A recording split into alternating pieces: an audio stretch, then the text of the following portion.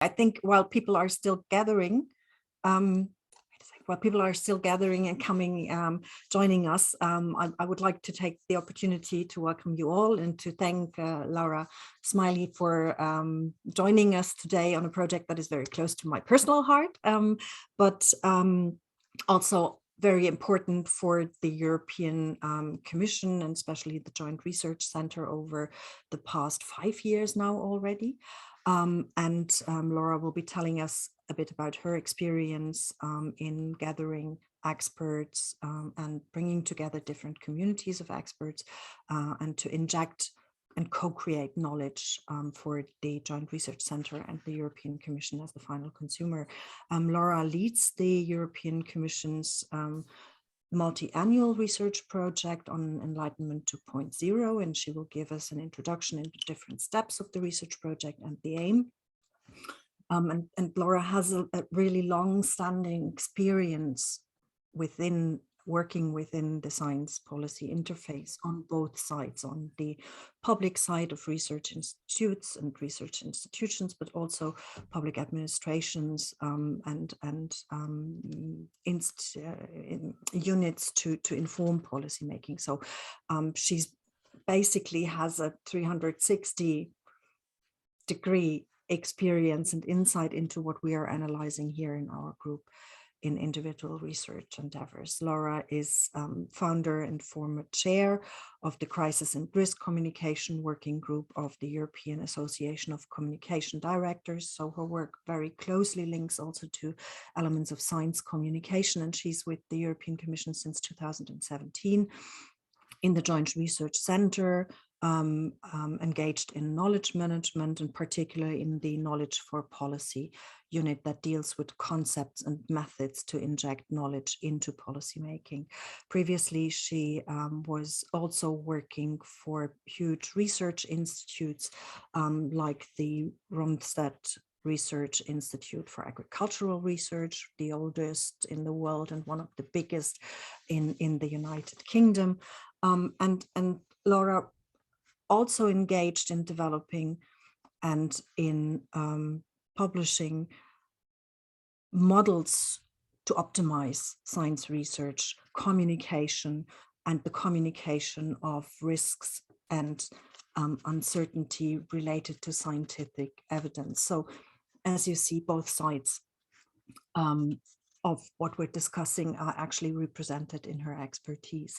As I said, Laura is engaged and leading the multi-annual research program Enlightenment 2.0, and the project very much aims at bringing experts and policymaking together, but also to understand what is actually behind policymaking in the 21st century. So apart from evidence and informing policies by evidence, how do we take decisions?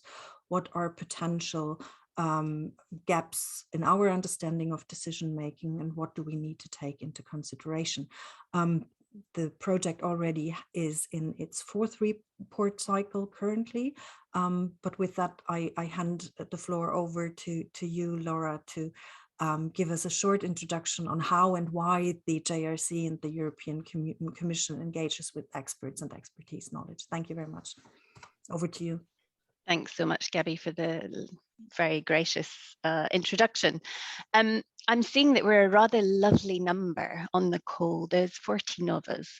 So Gabby suggested that I have about half an hour for a presentation.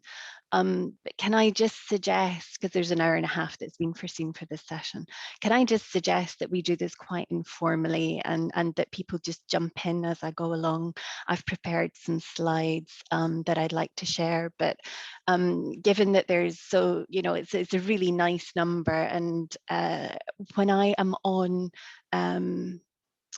when I'm on presentation mode, I'm not able to see everybody. So if it's okay, pretty much jump in if something's not clear or you'd like to know more about it.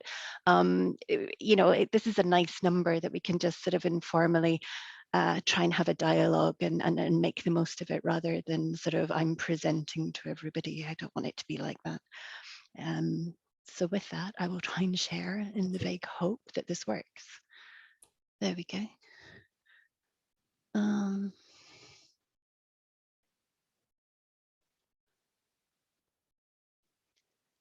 Can you does that work for everybody?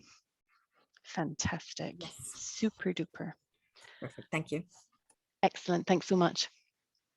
Okay, so as Gabby already mentioned, I am leading the multi-annual research program, and there was a request really to sort of look into why and how we're working with external experts. And so it's going to be interesting, you know, as we're talking through this, sort of what your specific interests are in all of this, as to why that is of particular interest.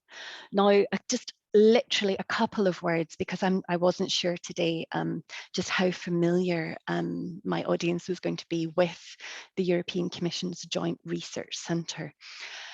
We have pretty much, since the revised strategy in 2016, we have pretty much been sort of evolved from being a sort of knowledge production sort of Director General within the European Commission, to be positioning ourselves as the European Commission's knowledge and science service. And that sort of management of knowledge is now an real key part of the work that we're actually doing. And it's a sort of 70-30%, I would say, split between sort of 70% sort of knowledge production, if you like. So you're looking at about in excess of 4,000 publications, 700 peer-reviewed articles per year, just under 3,000 scientists also in labs, sort of doing post-market monitoring, actually doing the testing of things and then writing that up in support of pretty much all the legislative areas that the European Commission is working on. And then there's about a 30%, which is really looking at the management of that knowledge in terms of how we can help the policymakers get the very best quality evidence and when they need it at the right time, and have an understanding of you know, how to help them see the woods for the trees and understand things like weight of evidence, etc., and understand, you know, if we get input from foresight over here and something from citizen engagement over there, and we have a systematic review over there, and then there's one single latest article over there, what do they do with all of that? So this is the kind of thing that we are sort of helping them with on the knowledge side, which is the part that I'm involved with at the JRC. So that's just a couple of words on what it is that we are trying to do. Importantly, we are an official Directorate General of the European Commission, but we're not a policy making DG. But at the same time, we do have the insights into everything that is actually going on. And importantly, we're very much perceived as being, you know, colleagues to our policy making colleagues. So that's an important point. So today, the work that we are doing within our unit, we are very much concentrate on doing evidence-informed policy making. And you can potentially see that as being sort of three different paths, if you like, that we are sort of taking. We are investigating the limits on the one hand, which is predominantly actually what I'm going to be talking about today, because that very much speaks to the work we're doing in the Enlightenment 2.0 programme. But I will also, towards the end, just touch upon the skills and the mindsets work that we're doing, very significant work on the development of competence models, and then also the ecosystems work that we're doing in terms of how we're actually creating and developing across the EU ecosystems for evidence-informed policymaking. So in terms of understanding the limits of science for policy, this is really where the Enlightenment 2.0 programme came to the fore.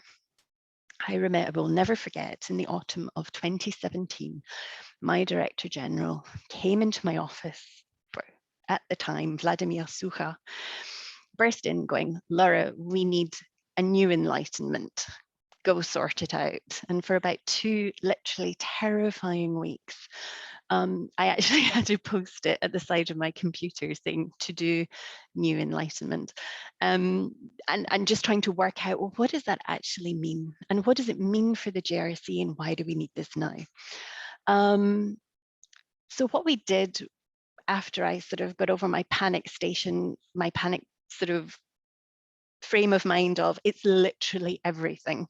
If we're going to be looking at an evolution of the original Enlightenment model, in terms of we are no, the rational model, the deficit model, these are actually no longer scientific in terms of the way that we think, in terms of the way that we take decisions. What do we do? So this is what it now looks like. We started everything off back in 2019 well, 2017, when this request initially came in. We scoped out what we needed to do, and then the first report came out in 2019, followed by the second one on technology and democracy in 2020. And last year, in November, we came out with our third on values and identities. And we're currently working, I'm very happy to have Gabby on board, with the next one on meaningful and ethical communications. Now, there's a chronology to all of this. And I'm just going to take you through some of the key findings from each of this and why we went about this in the way that we did and why this has been quite important. So to start off with, understanding our political nature. We worked with 60 experts from around the world, from a whole variety of different backgrounds. Ranging from philosophers and historians to neuroscientists, to cognitive psychologists. Really some natural scientists. We had an engineer in there, the humanities, lots of social scientists. Really important, because at the heart of what we were trying to do is we were wanting to understand what are the drivers of political decision making. And from all of these different disciplines, what are the very best examples to ensure the optimal uptake from those different disciplines of the recommendations of evidence into any kind of decision-making process that could be translated and meaningful in a political context. So our experts were absolutely fabulous at answering the first question, which was the drivers of political decision-making, but not so good on the second one. And so we had state-of-the-art reviews. We had 8 of them sort of coming in from lots of different perspectives, predominantly according to different disciplinary themes. All of that came together. And then what we did was this work of translation, this work of synthesis, to actually bring everything together. And so what we did was we actually sort of chopped and sliced and diced the information in a way where we actually were able to identify, okay, there's 7 key points here. And we are looking, these are the sort of contemporary challenges for 21st century decision making. And so really we were looking at the roles of misperceptions and myths and disinformation. We were looking at the urgent need for better enhancing collective intelligence. We were looking at our inability as policymakers to actually manage and deal with emotions, something that we absolutely had to do. We recognize the very important role of values and the fact that particularly with identities, that we needed to understand these much, much better. The role more of communications in terms of framing, metaphor and narrative, this idea that in framing, whether we're conscious of it or not, we are intentionally leaving things out at the expense of inclusion of other elements which colleagues weren't necessarily understanding. We were specifically looking at the role of trust and openness. And then the very concept of evidence-informed policymaking was something that we were making a plea for. It was basically, we were sticking a sort of stake in the ground and saying, it sounds obvious, but it can no longer be taken for granted. And the evidence-informed policymaking is a cornerstone of democracy, and the democracy debate and fight at times goes hand in hand with the need for evidence-informed policymaking. I'm not sure what the best way to interject with the question is. Go I for think it. because we That's unmute, the little blue hands don't seem to really be working here. I'm sorry, I don't see anything other than just my own Right. screen No, at no. the So moment. let's So please adopt the jump rule in. that if somebody wants to speak, that we just unmute ourselves and interrupt. You'd ask that we do this as we're going along. So there's something here Mhm. that I think is of maybe perhaps even paramount importance that I don't see, and that would be the interests of people. So in particular, one of the big issues, I'm an economist, but also a political economist. I studied political economy as well as economics. And of course, one of the things that we are very, very concerned about is the role of special interest groups. Mhm. Groups or individuals have things that they particularly want for reasons of their own. And of course, evidence can be slanted this way, it could be slanted that way, and so forth and so on. And I don't know which, if any, of these categories you would put that kind of thing into. Thanks a lot for your question, David. So, I mean, it's a sort of consistent theme that's actually coming back, that we have found both, from all of the literature in many different disciplines, is very much the inclusive need of citizen engagement, the deliberative democracy techniques, which absolutely were coming back, not only under the sort of trust and openness, but also collective intelligence side of things, which in turn was then also being incorporated into recommendations under evidence-informed policy. Because evidence, we're not just talking science here, we're talking evidence in its broadest sense. And if you look to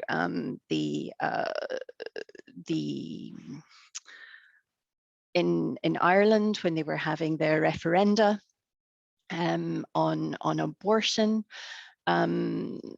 and for example, I mean, the systematic process that was put in place with randomized participants of the Irish population, these kind of inputs are very legitimate evidence to inform the policymaking process. So to your point about the listening, the understanding the interests of people, this actually came back time and time again. And it's something that we kind of go into in quite a lot of detail. David, in the absence of being able to see you, does that answer your question? I was thinking more of the lines of organized interest groups, often with very narrow interests. Okay. So, for example, on So energy, more along the lobbying lines, or yeah, exactly. So for example, if we were talking about energy policy, the large energy firms would be obvious lobbying organizations. They would also provide evidence for their point of view. yeah, But of course, they would be probably rather selective in the evidence that they would choose to provide, and so yep. forth. And I don't, this picture looks a little bit like, yeah, everybody's on an equal footing. But I No. think the evidence, to speak of evidence, the evidence suggests that some are on a more equal footing than others. And large firms, for example, also organized political parties, typically have a stronger voice. There's also what's known, it's sort of sometimes called the paradox of voting. Yep. The fact that, the people, when you talk about ordinary people or citizens and so forth, right, their incentive to acquire, because they have very little influence after all over what happens, their incentive to acquire information is relatively low. So you can interview them, you can select them, you can do these things, but still, a firm with a direct financial stake in the matter is going to invest a lot more time and energy in acquiring information favorable to them than I would if I was effectively called to be on a jury or something like that. Sure. So it seems like that's sort of an important concern in a process like this. And I don't, maybe we come back to this because the whole kind of concept, if you like, of the sort of cherry picking, etc., potentially of certain conclusions, etc., was something that was absolutely addressed under evidence-informed policymaking, and something, when we're actually sort of presenting that in broader terms. So that was something that we're looking at. We weren't specifically looking at different categories of stakeholders in the sense of sort of, you know, we weren't going down the be aware of industry reports kind of road. That's not where we were going with this, but we were talking about the importance of understanding the sort of broader evidence landscape, if you like, and to understand the weight of evidence. That is something that we went into. Yeah. Yes, but there's also sort of the selectivity of the evidence. Yeah, So can I maybe add to that? Sorry, David, if I interrupt, because what I still recall, Laura, from our meetings, we had that really as a horizontal aspect of what we define as framing, incentives, as interest representation, and that because actually our the colleagues from psychology very much underlined the issues of biases in decision making and the element of interest in there. And we had a disaggregation, a deconstruction of biases. And some of the elements we deconstructed went into groupthink that was very much going into explanative elements for lobbying, for example. So that was more from what I remembered as very impressive in the work that we did, a horizontal element, this reflection not only on what you see as the 7 chapters, but really horizontally, what is interest? How are people motivated to take decisions? What exactly is contributing to their decisions? And that is also, from my reading in the report, a horizontal element that people addressed in their contributions, you know, in the contributions we wrote. We were also in the political science part very much discussing the behavioral element. So this is an idea, this deconstruction of motivation for activity and action within policymaking, something that we discussed very much for the input into the report, as I remember that. Maybe we should go on at this point. I may raise this later, but I want to see a little bit more specifically what's going on first. So let me learn more, and then no problem. Change. We'll come back to this stuff. No problem at all. So really what we were putting forward was we were suggesting more of a new model for political decision making, one that was much more human centric and actually was appealing to the way that humans actually think, take decisions and behave, for the most part, drawing specifically from the lessons from our cognitive psychology colleagues and our decision making colleagues. And I think it's important to say that this particular report, it was never intended to be impacting policy directly, as in specific legislative outputs. This was always going to be something that we were wanting to influence process and have people reflecting and thinking about process. I think we can say we've been quite successful in that. It was interesting because it meant that the people who were sort of flying the flag for deliberative democracy suddenly saw that colleagues who were working on disinformation, or colleagues who were working on transparency related issues, they were starting to see that actually we're all sort of batting for the same team, which was something that they hadn't necessarily sort of worked out before. And so this was quite fundamental in sort of helping join dots that perhaps hadn't been joined previously before, and contributed to the sort of initial thinking, if you like, of what eventually became the European Democracy Action Plan. Which we continue to be very involved in, and also with its implementation. So that was kind of where we were with regards to the first report. Now, the second report, if there was a weakness of the first one, it was from our amazing 60 different experts. I didn't feel that we had the right people sitting around the table in order to do justice to the very particular online environment and the influence that online environment actually was going to have on the political decision-making process.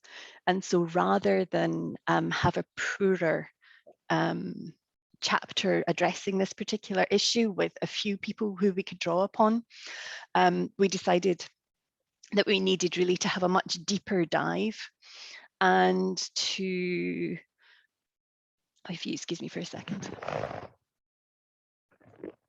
Sorry. we needed to have a much deeper dive into this particular topic in order to do it justice.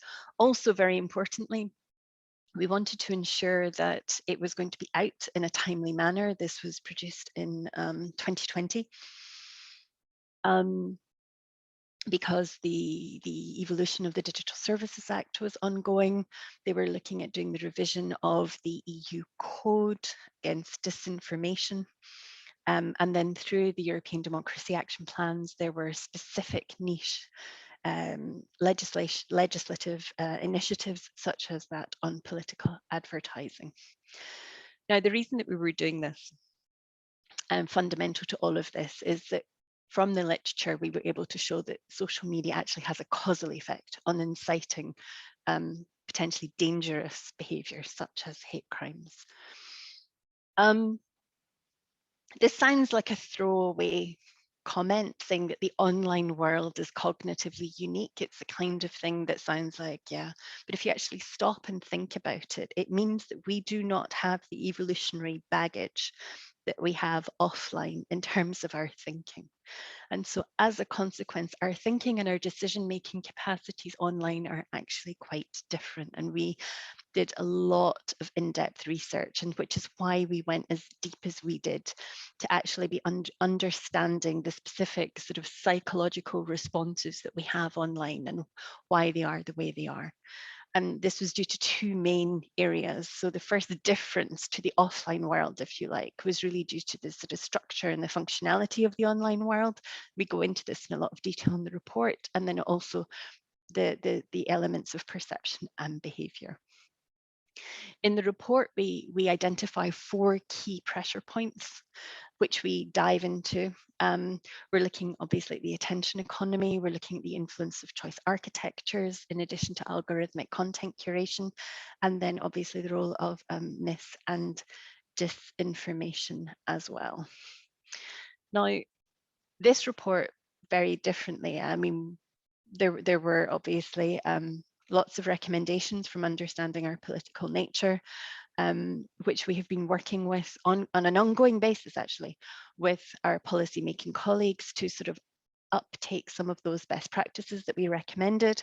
But we recommended in this report, by contrast, very sort of specific recommendations, which I then proceeded to spend, you know, pretty much a good year sort of lobbying with many of my colleagues in the likes of DG Connect and in the likes of DG Just, to ensure that the very best possible evidence was actually taken up into some of the legislation, which indeed is now the case. And we were making policy relevant recommendations at, you know, leveling the asymmetric landscape in terms of the sort of the very big platforms, the very large platforms, which is something that we see coming back in the Digital Services Act, looking at initiatives to actually safeguard the likes of the fact checkers, the moderators of online discourse, working in separate initiatives with DG Just on safeguarding electoral processes, lots of work in personalization, in particular the last year in November, we came out with the proposed regulation on transparency and micro-targeting for political advertising, very important initiative ahead of the election period.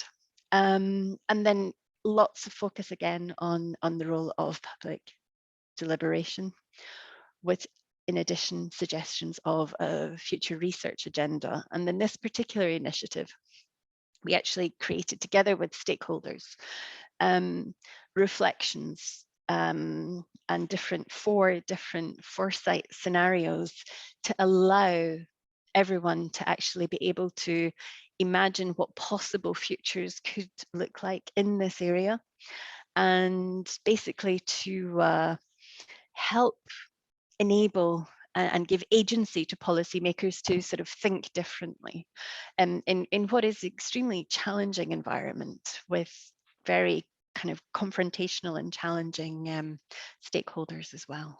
So that was kind of how we went around that particular initiative. Then, by comparison, the latest values and identities report that we came out with in, sorry, I'll stop. Were there any questions on technology and democracy? Does anyone want to jump in? Okay, I'm going to take anyone from the ground. No. Thanks, Gabby.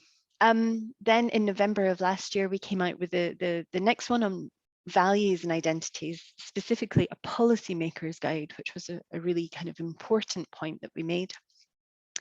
And we looked specifically at the role of personal values. So we identified, first of all, core values, which have been tested across in excess of 200 different studies around the world in 80 different countries. And we're seen to come back as being a tried and tested methodology to be able to identify values. And as a consequence, there were basically 4 higher level values, as we call them in the report.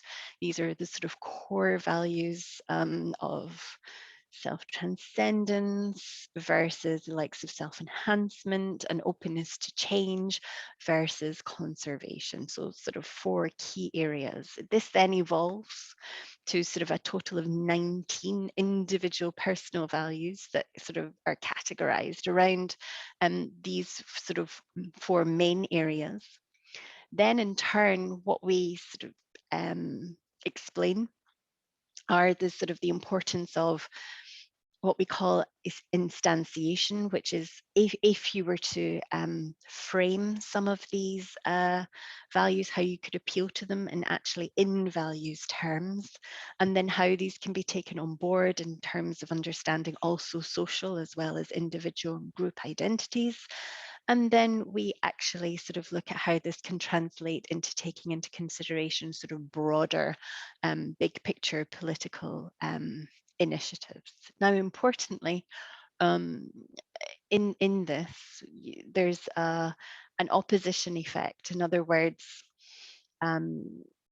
if a person is of strong, hold their values strongly in, say, conservation, they're likely to be less favouring the values that come under openness to change. But there will, for example, here between conservation and self-enhancement be more complementarity. And so this is a kind of interesting overall view.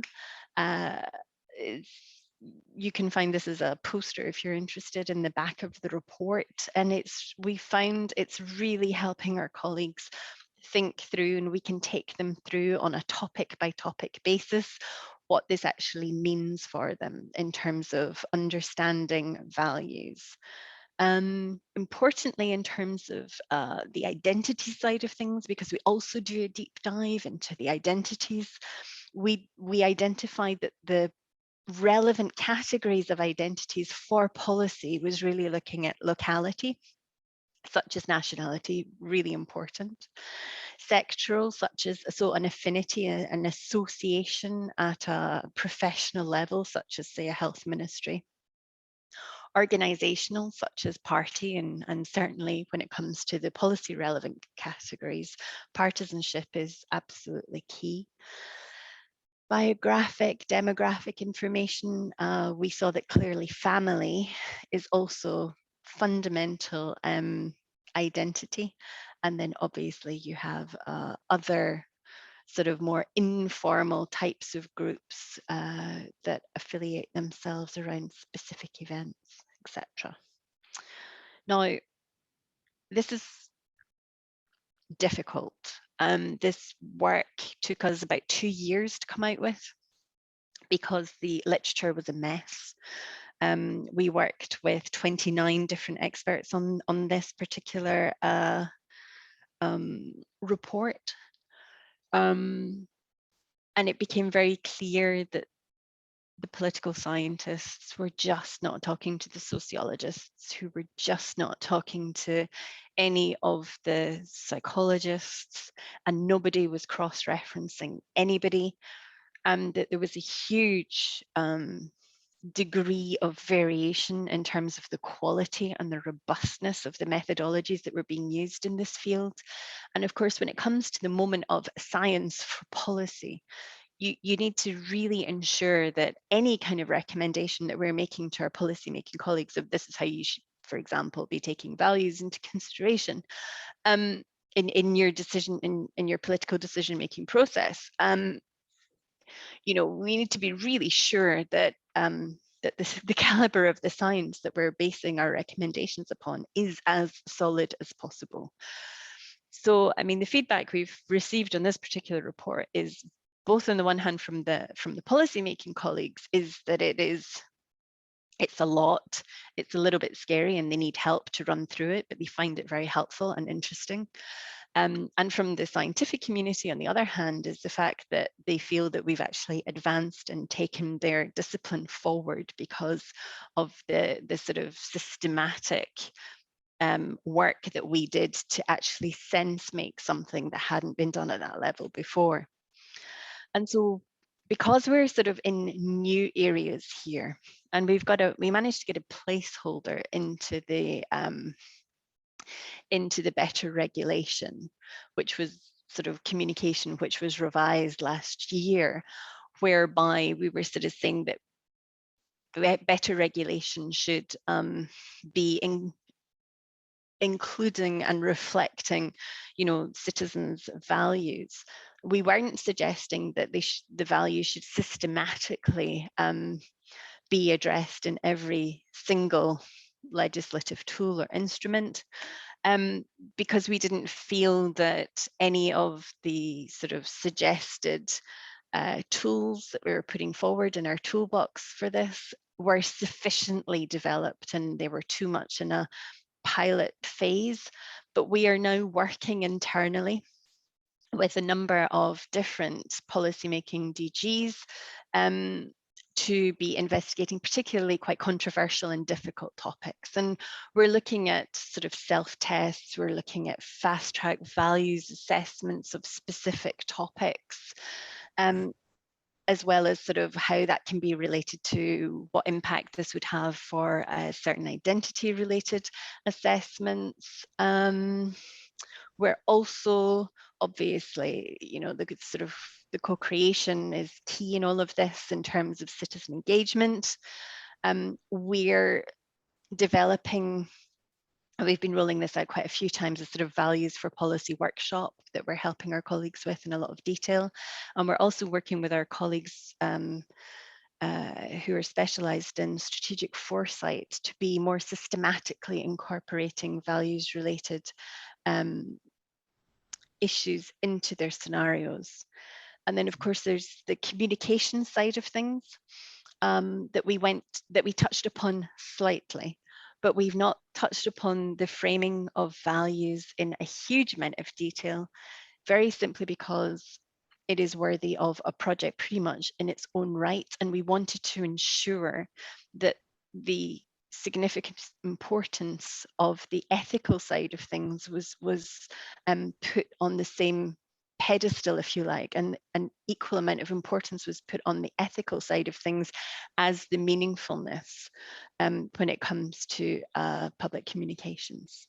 So Laura, if I could just interject for a moment. Sure. It's actually quite difficult for somebody not involved in this to really follow these weighing of this and the weighing of that. What I found actually extremely interesting and much more concrete was the previous slide where you had actually worked out a scheme, right, to be employed. Not that one, it was the one, yeah, the circular one, this one. So it would actually be, as opposed to the general talk about the considerations of this and that, this seems to me to be really quite fascinating, this tool.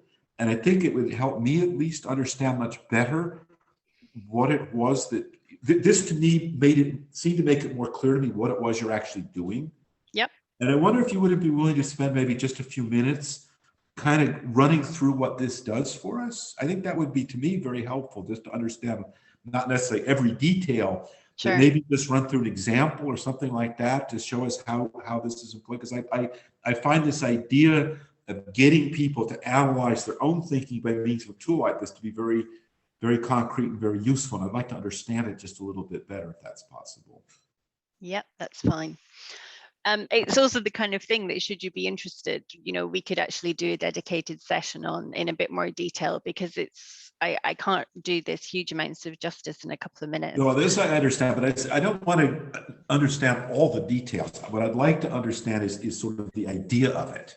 So if you go through a particular example or part of an example, it would Sure. really lead me through it. It would really be So this is based on the original model by Schwartz, by Shalom Schwartz, he who developed this concept of personal values, which originally he identified as being sort of 10, and then it evolved to 13, and eventually he's actually published, he's identified and has the empirical data to support that we have 19 personal values, and these 19 personal values that you see here are associated with what we are calling 4 higher level values: ones of conservation, self-transcendence, openness to change, and self-enhancement.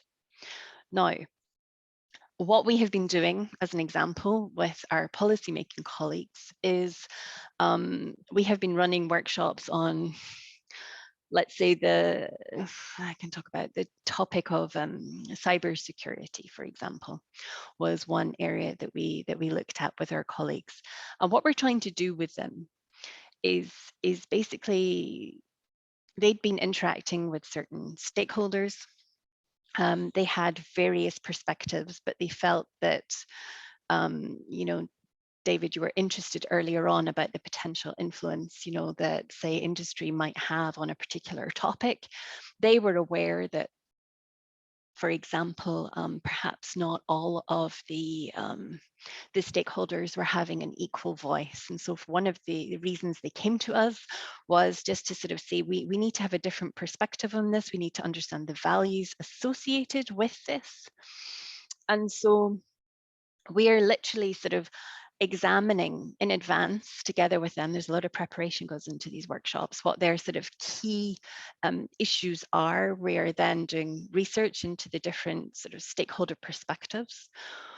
One of the sort of third tool area under communication that I was making reference to also includes a dedicated values sort of text mining tool that we have created, so that we can actually be identifying and we can be running policy documents through a sort of text mining tool, which gives us a weighting towards, okay, are these values more self-enhancement? Are they more conservation?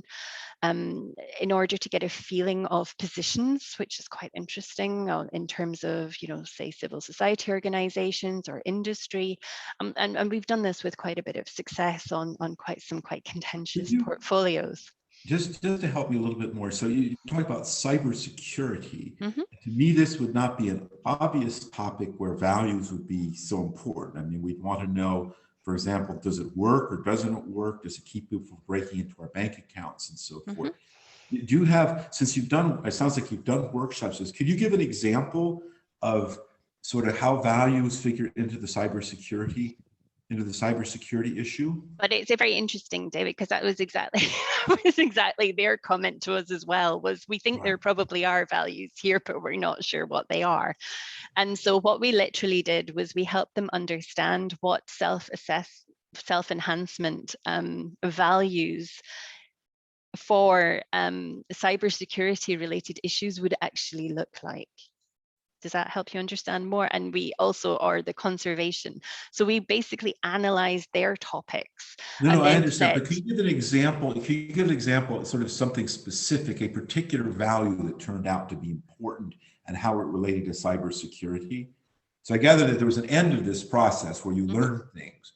What I'm trying to ask you is, can you give a couple of examples or an example of what was learned through this process? So I gather it turned out that values were significant, and you were able to identify particular values and how they related to cybersecurity. I'm just trying to look for a concrete example. How would my concern over conservation, whatever one turned out to be important, be related to what I would be looking for in a cybersecurity system or something like that?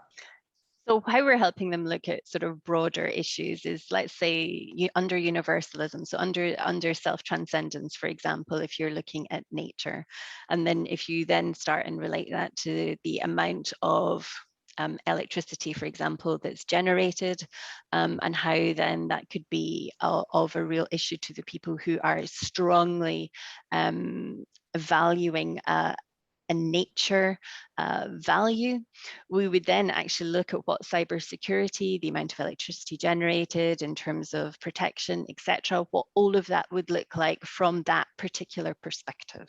Okay, that's just one abstract sort of example. Okay. But we were literally sort of taking them around, what does this look like? And then looking at, sort of what would that then mean in terms of the framing, in terms of protecting the environment versus actual from a conservation perspective, what would that mean then in terms of, safety, security, what do trade-offs then look like? What would that mean from a values perspective? So those were the kind of things we were looking at. And that's what we're developing. This is all. No, that was extremely helpful. I Okay. appreciate that. You're welcome to go. You were sort of a couple of slides farther on, so you're welcome to resume. No problem. Broke off if other people don't have questions. No problem, David. Does anyone else want to jump in on any of these points? Okay. Don't have any raised hands, no. No problem. So yeah, and the final point, actually, I've already made reference to, which was just this kind of text mining tool, which in preparation for these kind of sessions is actually proving obviously extremely important. And we have been doing, as you can possibly imagine, for our colleagues in the European External Action Service, we've been looking at certain speeches, quotes and such like, and things like this of sort of Russian texts, as you can possibly imagine at the moment, and we're trying to assist wherever we can. Now, the fourth project, which is a work in progress that Gabby's also involved with, is on meaningful and ethical communication. And you can, I hope, understand that there's a certain chronology to all of this work, because we've gone from this sort of macro level vision of what are the issues facing 21st century policymaking to doing the deep dive into this very unique cognitive environment of the online world, so that we specifically understand that. We then have these issues of values and identities, which people know we need to be taking into consideration, but without truly understanding the nature of the beast. And so we've brought that together, which sort of begs the kind of question of, so how do we then bring all these things together and then communicate in a way that at the same time is both meaningful but also ethical? So how can we ensure, as governance institutions who are trying to defend democracy, how do we ensure that in order to just ensure that our message gets across, that we don't actually resort to using the kind of tactics that would be used by those who seek, not to uphold democracy, shall we say. So that's really what we're focusing on at the moment for the meaningful and ethical communications. This is a phase of the project that has got 4 different inputs into it. First part is looking at a state of the art, again, of the science, really important, foundational work. Leading on from the work that we did on values and identities, we identified a really significant gap in empirical data from the literature, which was looking at the efficacy of framing with values, which again explains why we didn't go into that in huge amounts of detail in the values and identities report. And anything that there was tended to be of a Republican Democrat nature that doesn't necessarily read across to the complexity of the EU. So we're actually conducting our own primary research on this. It's looking both at the ethics as well as at the content of framing with values. Then the third input, we are working directly with the Director General of DG COM who is extremely fascinated and has lots of buy-in into this particular project. And because of her involvement in this, we're working together with her senior advisors.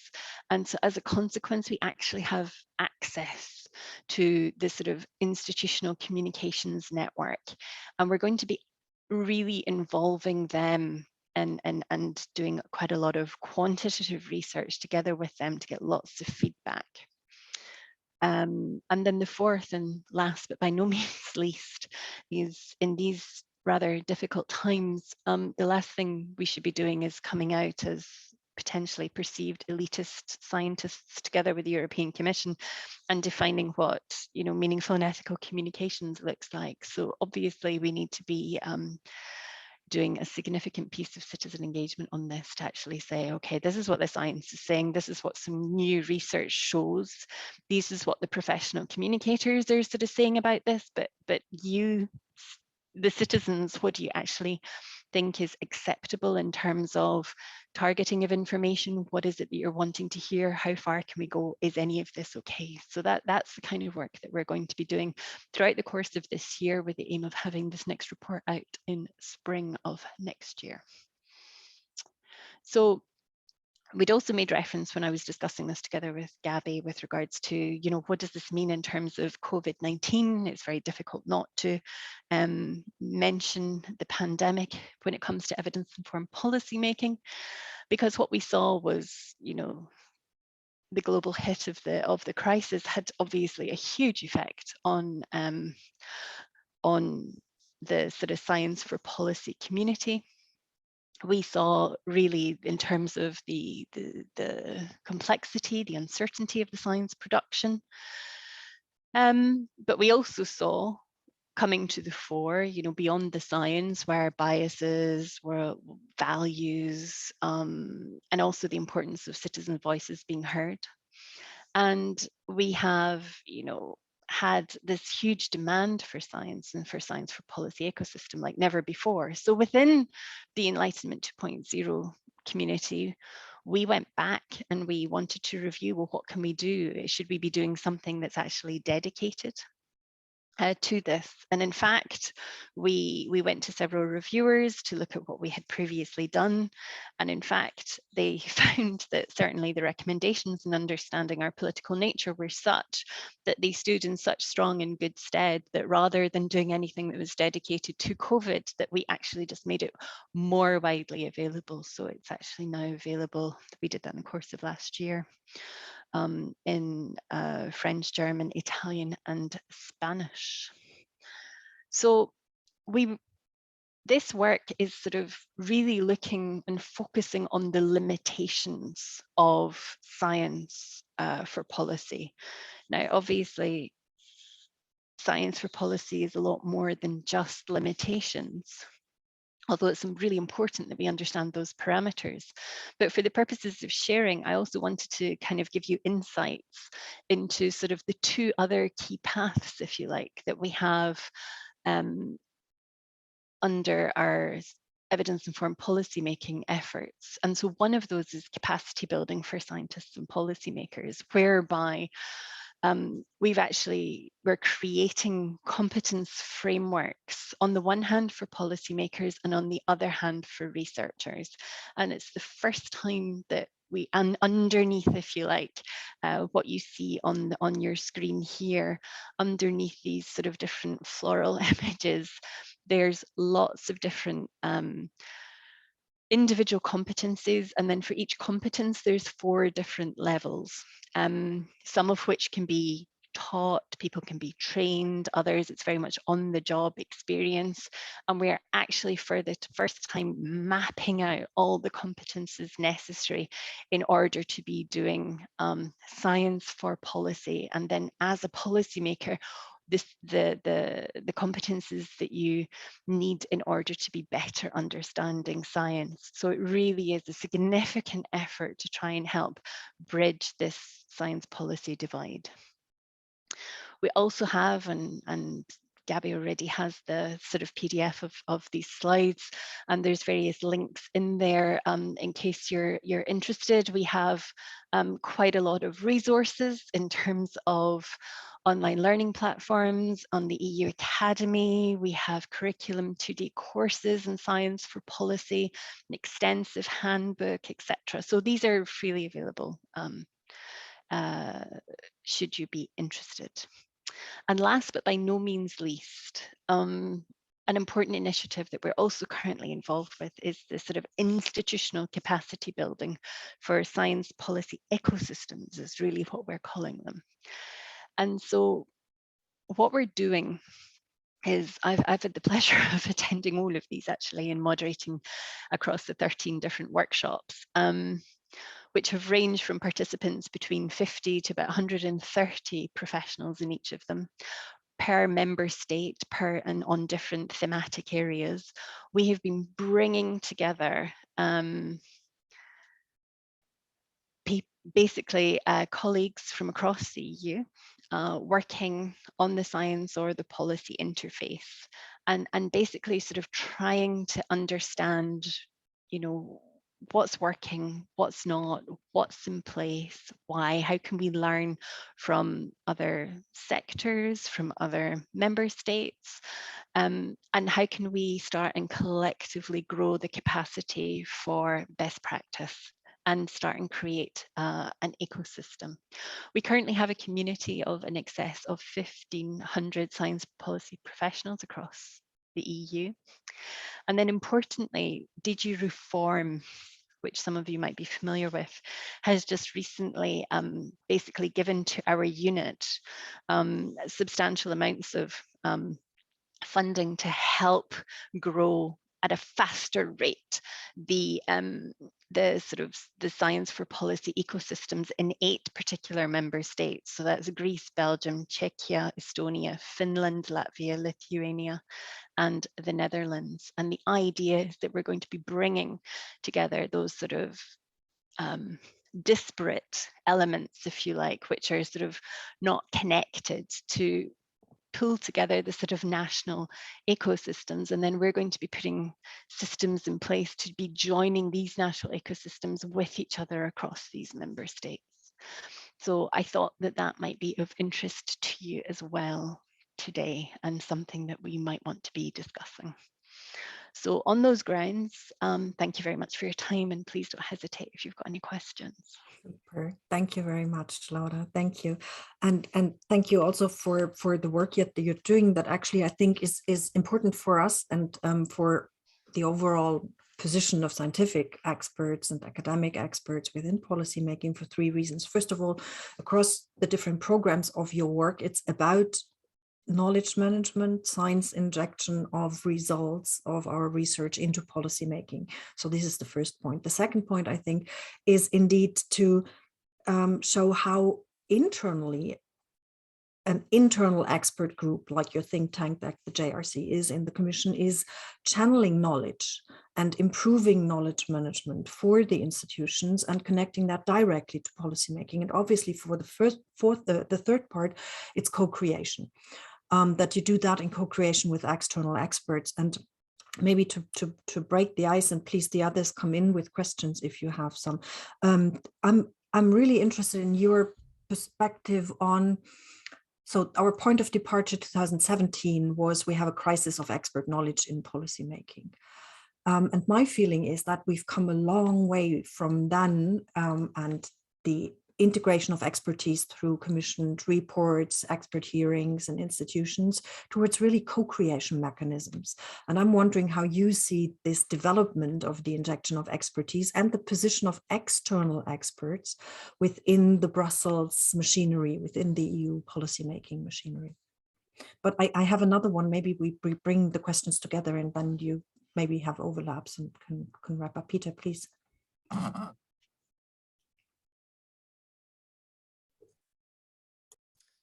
Yeah, thanks, Laura, for a really fascinating overview of all the processes that you're involved in.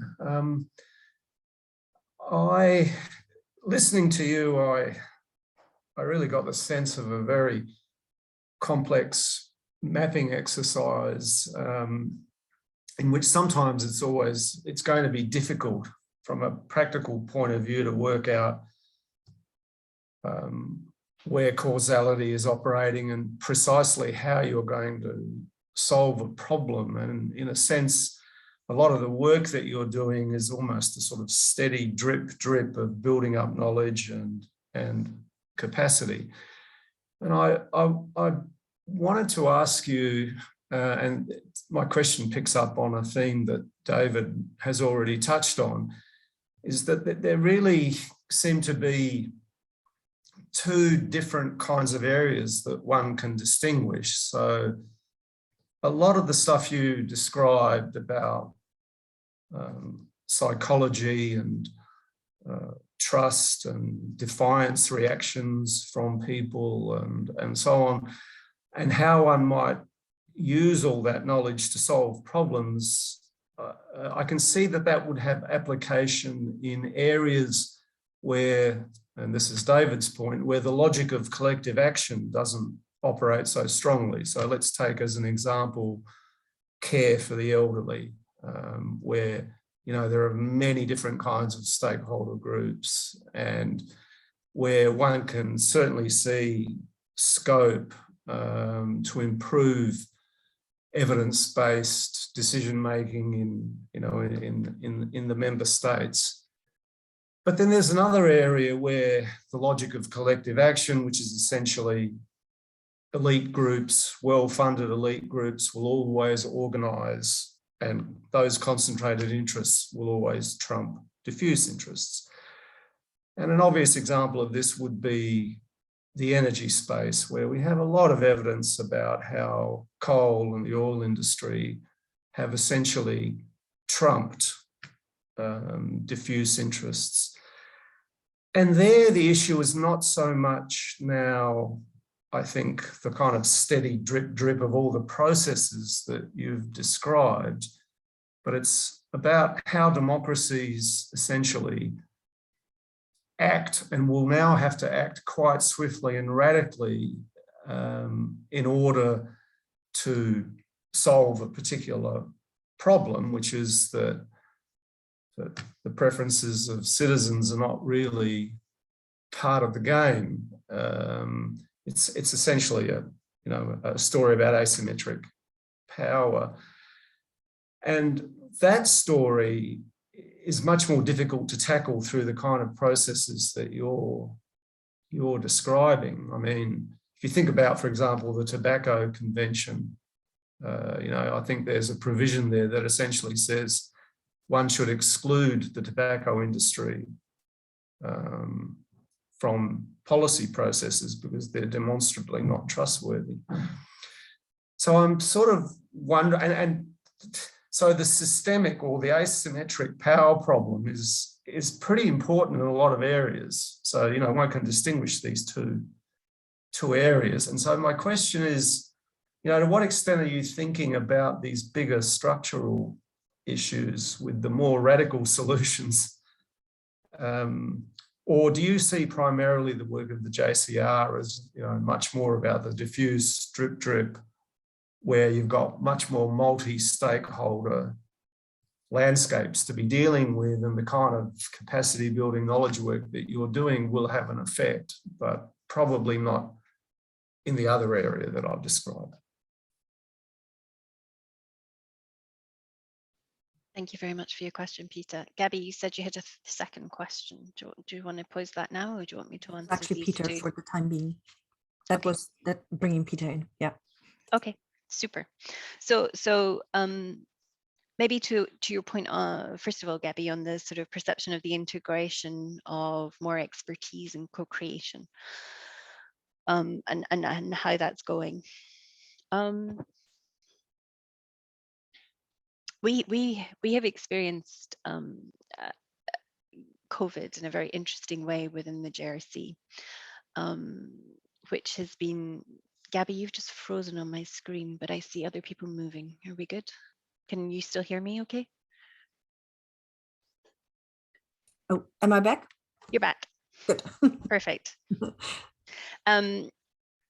So what's very interesting about the JRC is we are actually across 6 different sites in 5 different member states across the EU.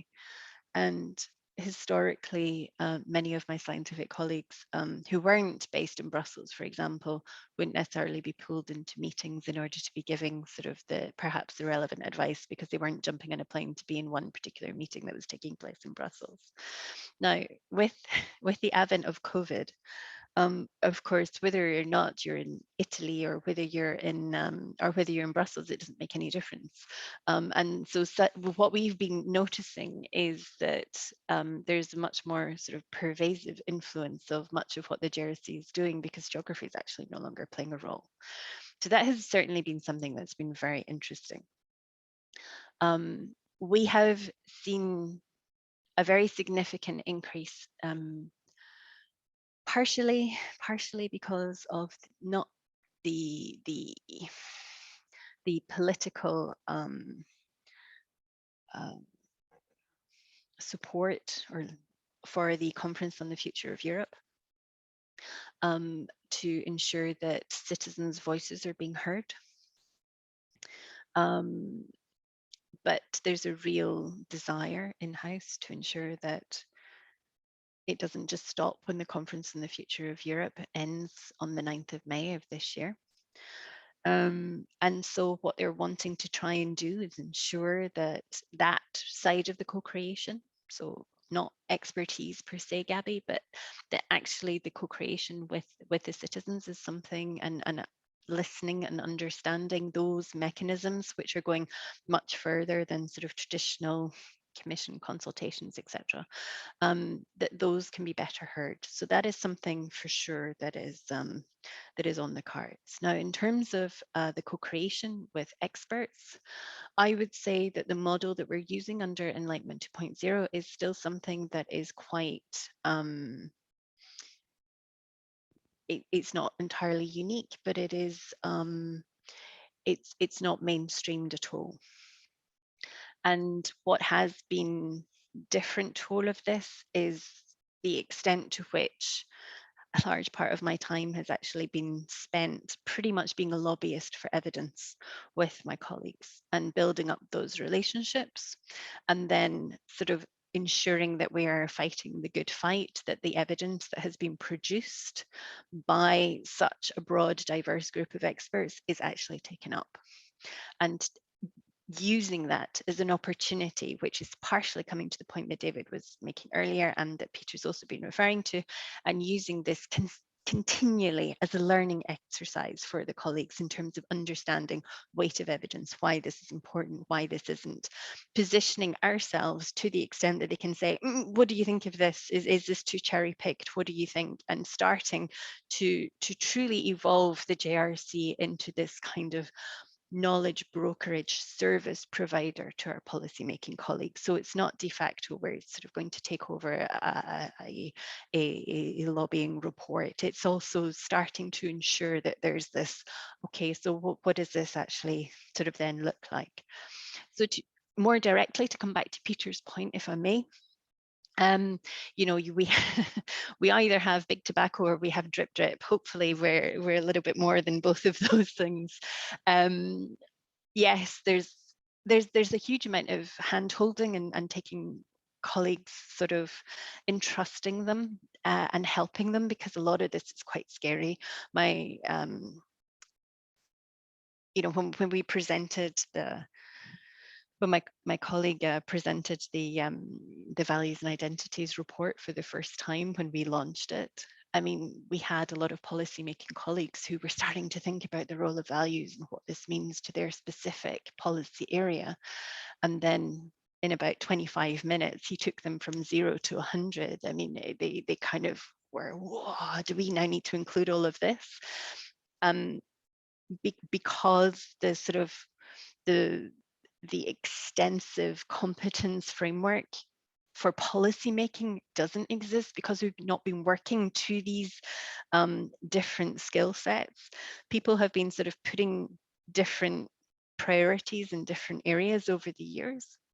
And so some people are much more comfortable with some of the areas we're talking about than others. And so in order to sort of help bring all of this together, they need help, and they need us to kind of come along and take them by the hand. And there's a lot of education that's going on here. So that is indeed part of the drip point, but it's a bit more than that. In fairness, Peter, I think it's a lot about helping people understand the way that we actually make political decisions, the way that we're thinking, the reinforcement of it's okay to be thinking about this, and the need for increased transparency and why we should be doing it in a certain way. And at the same time, I mean, the asymmetry that you're speaking to on specific dossiers, I actually see these two issues as being much more linked than perhaps if people are understanding evidence-informed policymaking, if they're understanding the need for it, if they're understanding their biases. In particular, we go into a lot of detail on my side bias, for example, within the context of values and identities. A very significant bias, which actually is not excluded in any way, unlike many of them, by levels of education. And the more politically orientated we are, the more likely we are to actually have this type of confirmation bias. So, you know, really interesting points that actually, if we can bring this to the fore, it is that level of additional education that we're giving our colleagues to make them more aware of the fact that they should be more questioning, that there should be more critical thinking.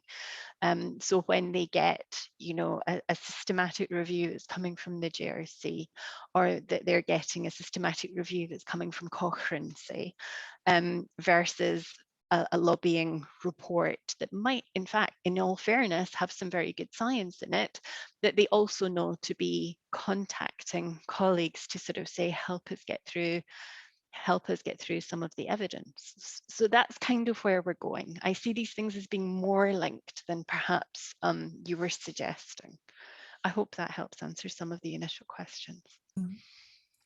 Does anyone else have a question? I don't want to matronize the microphone, but I still have one that I find is extremely interesting, honestly. But Diane, please come in.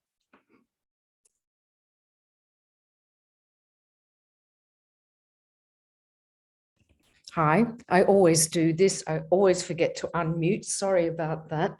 I very much enjoyed your presentation, but I was kind of intrigued that your last slide ended with the European ecosystem, which I found quite unusual given that the preceding slide concerned COVID, which was a worldwide problem. Okay, so I'm kind of wondering about the work of your unit and how it goes beyond Europe, to the extent of what kind of interregional cooperation and collaborations that might be going on, and also what other kinds of interactions with other international organizations that might be working in this field.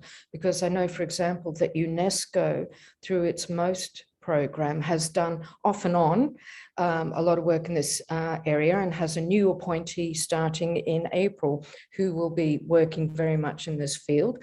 And then, of course, there is the World Bank, which like to call itself the knowledge bank at a particular point in time, but it was a very distinct type of knowledge that was also quite strongly contested from many, many different sources.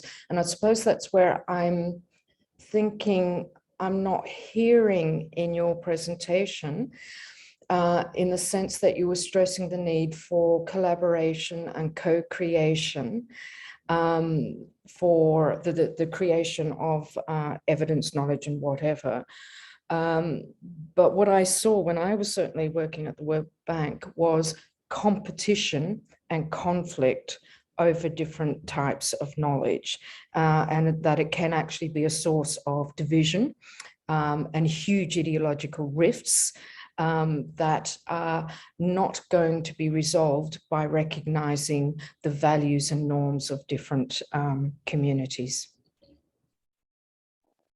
Thanks a lot for your question, Diane. So I've mainly been presenting the work of Enlightenment 2.0, which is sort of one of many projects that we're doing within the context of the work of my unit, which has been working for the most part with individual experts from all around the world, from different continents. And that's where the sort of the onus, if you like, of this particular presentation has been on, but that's not representative of the work of the unit that I'm working in, whereby we are working with the International Science Council, we're working with the likes of the European Academies, we are working with INSA, which is the International Network of Science Advisors. We're in terms of networks, but then obviously in terms of international organizations, we're working very closely, in particular with OECD on this, on many of these initiatives. And then we obviously have got individual sort of relationships with certain departments within the US. We have got a very strong focus on building the ecosystems in Africa. And so absolutely, I mean, there's lots going on. It's just not embedded, if you like, in the Enlightenment 2.0 project, which is what this presentation was focused on. But there is very much a very strong outward looking focus of how can we best be sharing. We also recognize, though, really importantly, that, you know, certainly with the work that we're doing in Africa, there's so many phenomenal sort of initiatives going on there that we're very much trying not to be this sort of Europe knows best, let us impose our systems upon these African countries. It's very much a how can we listen, how can we learn, where are there shared similarities of issues that we can deal with, and how can we share practices, and how can we learn, very importantly, from our African partners as well. That's a very strong focus on that in the work that we're doing there.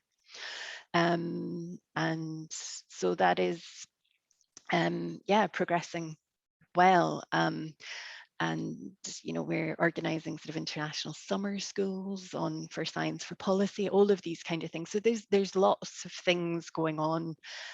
It's just that the Enlightenment 2.0 work is specifically focused on working with sort of individual experts, which was the focus for today's talk. I hope that explains a bit more. Thank you. Thanks, Laura, for that. Anyone else? Because I have a question. We look very much at the political systems demand side for knowledge, expertise, how this is fed in, but obviously this also has a supply side. And I'm wondering if you can share, because you talked of education and socialization moments in the community, if you can share insights into potential issues that you see with expert engagement, particularly academic expert engagements. You know, on the one hand, there's people are lamenting in academia that the voices are not heard, but then obviously on the one hand, the reward systems are not really paying tribute to engagement with politics in a way of co-creation. But then potentially on the academic expert side, there's also a misperception on what it means to be policy relevant and to inject results of research into policy making. Could you share a bit your resume about your work together with expert? What were issues where you say, listen, you need second thoughts about ABC to improve? Certainly. I mean, we have the pleasure and the privilege of working with experts, and I don't think it makes a huge amount of sense to be asking them to do something that is not their core job. So we ask our experts to be experts in their respective fields, and then it is up to us to be the knowledge brokers and to translate and to synthesize their work in a way that is meaningful to the policymakers who we're in direct contact with. So we're trying to find means and ways and models to ensure that everyone can excel at what they do best. That is really what we're trying to do, rather than saying, you know, you, Mr. Neuroscientist, and now you need to be writing for something that's going to be deeply relevant to my policymaking colleague in DG Connect. I would rather he was a rather fabulous neuroscientist. And so it's playing to everybody's strengths and ensuring, you know, that there are people at this science policy boundary that can that can handle working together with these fabulous neuroscientists. So that's one issue. The other thing that is really challenging, and what we're seeing is, as we're starting to be successful, if you like, in encouraging the uptake of more evidence, we're also starting to see that our policymaking colleagues are wanting more interdisciplinary responses, and they're not just wanting to see this is what the neuroscientists are saying and this is what the cognitive psychologists are saying. They're not wanting that. They're wanting to, well, tell us what they all say, and tell us what they all say together in a way that, in as far as possible, is not contradictory, so that we can actually have a sort of global view on things. And we all know the issues of interdisciplinary science, of working across disciplines, of getting agreement. This is a real challenge. And so this is something that is going to require quite a bit more work. And it's certainly a challenge for us in the work that we're doing on synthesis. It means that we need to be on top of a huge number of different areas and many different realms. But in order to be policy relevant to our colleagues, we consider that onus of responsibility is more on us than it should be on our scientific colleagues. But a really important point that we would make is the need for these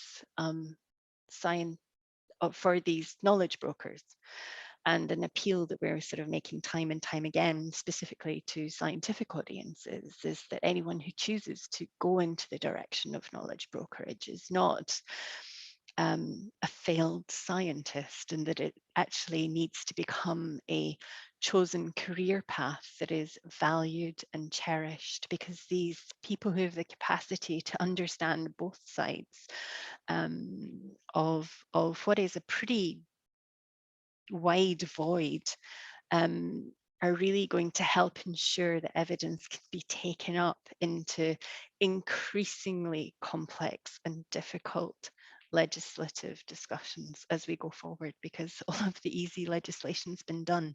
It's only going to get more complex. Great. So I take from that also to increase the understanding on the academic side of what the environment actually is in EU policymaking for injecting the evidence. And as you said, the discussion about so-called para-academics, just let this sleep away and embrace that. And I just can share my experience from the first report. If I look into how sectoral the reports were that we wrote, we were not in silos, because we were already in part in the social science, at least a bit transdisciplinary in our individual report. But what then came out with the 7 chapters was something that actually did magic to our input papers. And here, indeed, to understand that knowledge brokers are an important binding link in between science and politics.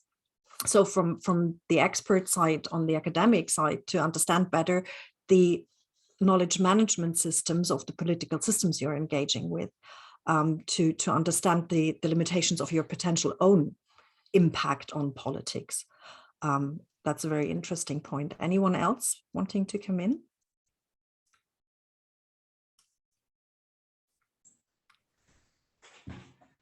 I would just like to thank you, Laura. That was a very informative and interesting talk. I certainly learned a great deal. I'm muted. We can have a little round of applause before we do the official Zoom wave. Thanks. All right, now we can do the Zoom wave.